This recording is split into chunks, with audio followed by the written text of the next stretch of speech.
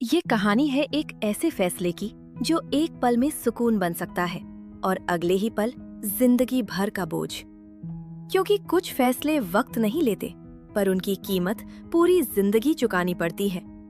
और यहीं से इस कहानी की शुरुआत होती है। अरे गोपाल, जाल लेकर कहाँ जा रहे हो? मछली पकड़ने नदी की तरफ जा रहा हूँ। हर रोज तो नदी की तरफ जाता है, लेकिन हर बार खाली हाथ ही लौटता है। क्या तेरे जाल में कभी कोई मछली नहीं फंसती? हाँ भाई, फंसती तो हैं, पर सिर्फ छोटी मछलियाँ। तो वो छोटी मछलियां ही क्यों नहीं बेचता बाजार में? सभी तो वही छोटी मछलियां बेचते हैं। कब तक बड़ी मछली का इंतजार करेगा? इतना भी लालच ठीक नहीं। नहीं भाई, मैं लालच नहीं करता। मैं जब उन छोटी मछलियों को देखता हूँ तो मुझे उन पर दया आ जाती है।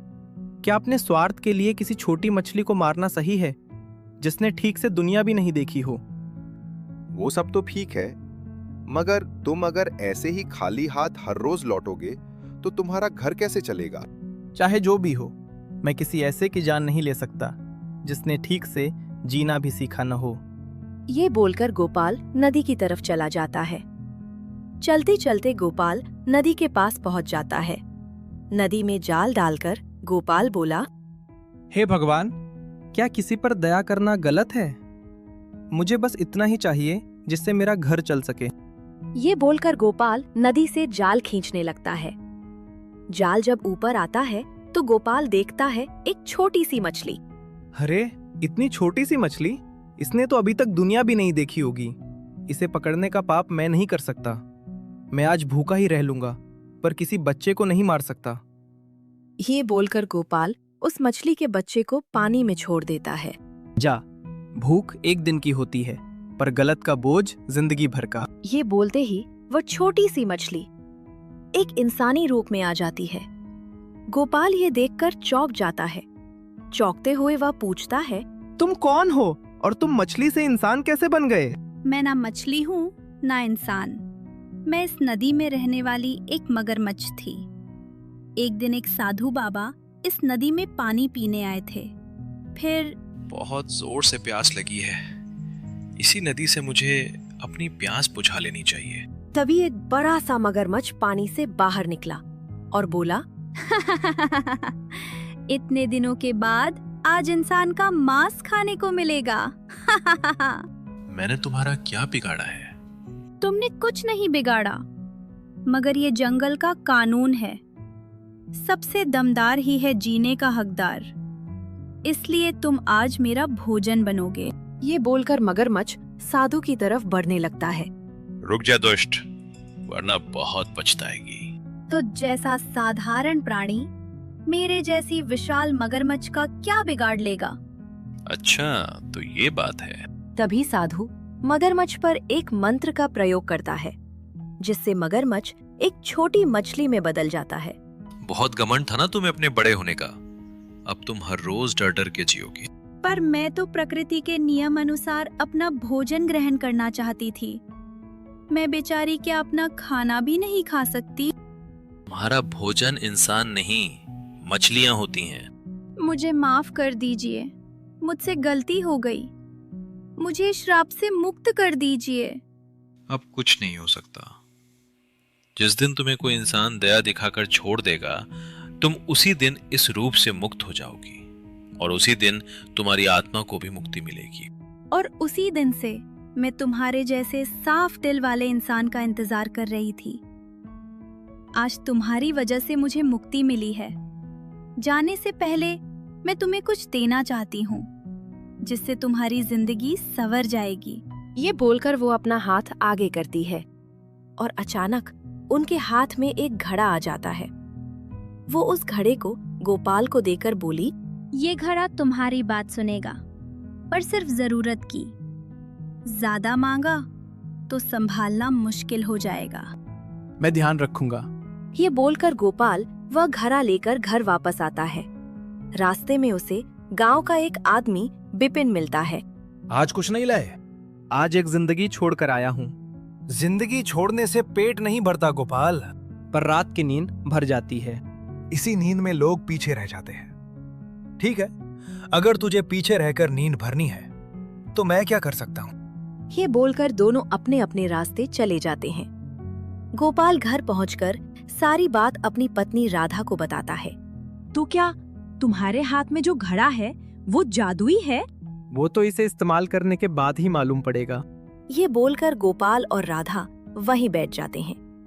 बैठकर गोपाल उस घड़े से बोला, अगर सच में जादू है तो बस इतना दो कि आज और कल का खाना आ जाए। इतना बोलते ही उस घड़े से कुछ सिक्के बाहर की तरफ उछल पड़ते हैं। बस, इससे ज्यादा नहीं। अरे, आपने बस क्यों कहा? हम इतने दिनों से इतनी गरीबी में जी रहे थे, आज जब इतना कुछ मिल रहा है तो आप मना कर रहे हो? नहीं राधा, लालच बहुत बुरी चीज है। आज मुझे जो कुछ भी मिला है मेरी अच्छाई और अच्छे कर्मों की वजह से मिला है। मैं लालची बनकर जो मिला है उसे खोना नहीं चाहता। जितना मिला है उसी में खुश रहना ही ठीक है। याद रखना, लालच का फल हमेशा ही बुरा होता है। ठीक है, जैसा आपको ठीक लगे। मैं आपके हर फैसले में आपके साथ हूँ। हमें 2 वक्त का खाना मिल जाए, इससे ज्यादा मुझे कुछ नहीं चाहिए। बस इतना ही काफी है। यह बोलकर गोपाल वो सिक्के बटोरकर उन्हें बेचने बाजार चला जाता है। बाजार से सारी चीजें खरीदने के बाद भी गोपाल के हाथ में कुछ पैसे बच जाते हैं। गोपाल सोचता है, इन बचे हुए पैसों को मैं अपने भविष्य के लिए बचा लेता हूँ, यही सही रहेगा। ये सोचकर गोपाल हर रोज बचत करने लगता है। कुछ दिन बीत जाते हैं और अब गोपाल के पास काफी जमा पूंजी है। अब तो थोड़े थोड़े करके बहुत बचत हो चुकी है। मुझे इन बचे हुए पैसों से एक गाय खरीद लेनी चाहिए। यह सोचकर गोपाल गाय खरीदने बाजार चला जाता है और फिर कुछ ही दिनों में उसके घर के आंगन में एक सुंदर गाय बंधी होती है। ऐसे ही गोपाल अपनी जरूरत के हिसाब से घड़े से पैसे निकालता था। कुछ ही दिनों में गोपाल 2 गाय और 4 बकरियां खरीद लेता है। एक दिन विपिन गोपाल के घर के सामने से जा रहा होता है। अरे भाई गोपाल, क्या तुम अब मछली पकड़ने नहीं जाते? नहीं बिपिन भाई, अब तो मेरा घर इन गायों और बकरियों की मदद से चल जाता है। पर ये गाय और बकरी तुम्हें मिले कहाँ से? सब देवी माँ की कृपा है। ये सुनकर विपिन को गोपाल पर शक होने लगता है। ये गोपाल, जिसके पास कल तक खाने के भी लाले पड़े थे, वो आज अचानक इतना सब खरीद रहा है। कहीं कोई खजाना तो नहीं हाथ लग गया? कुछ तो गड़बड़ है। दाल में कुछ तो काला जरूर है। लगता है गोपाल मुझसे कुछ छुपा रहा है। पर मैं भी विपिन हूं। सच का पता लगाए बिना मैं कहां चैन से सोने वाला हूं। यह सोचकर विपिन वहां से चला जाता है। एक दिन गोपाल अपने घर में घड़े से पैसे निकाल रहा होता है। तभी विपिन यह सब खिड़की से देख लेता है। अच्छा, तो ये बात है। अगले दिन विपिन अपने घर में बैठ के कुछ सोच रहा होता है। तभी उसकी पत्नी शांति वहां पर आती है। तुम इतने परेशान क्यों रहते हो? क्योंकि कुछ लोग बिना भागे आगे निकल जाते हैं। शायद वो धीरे पर बिना रुके ही चल रहे होते हैं। मुझे धीरे नहीं, सबको जल्दी चाहिए। जल्दी में अक्सर सब हाथ से निकल जाता है। मुझे ज्ञान मत दो, जाओ और अपना काम करो। मुझे क्या करना है मैं जानता हूँ। ये बोलकर विपिन वहां से चला जाता है। कुछ देर बाद वो अपने हाथ में वही घड़ा लेकर घर वापस आ जाता है। घड़े को नीचे रखकर वो बोला, गोपाल ने कम चुना, मैं ज्यादा चुनता हूँ। घड़े, मुझे सोना दे। यह बोलते ही घड़े से कुछ सोने के सिक्के बाहर उछल पड़ते हैं। सिर्फ इतना? मुझे और चाहिए।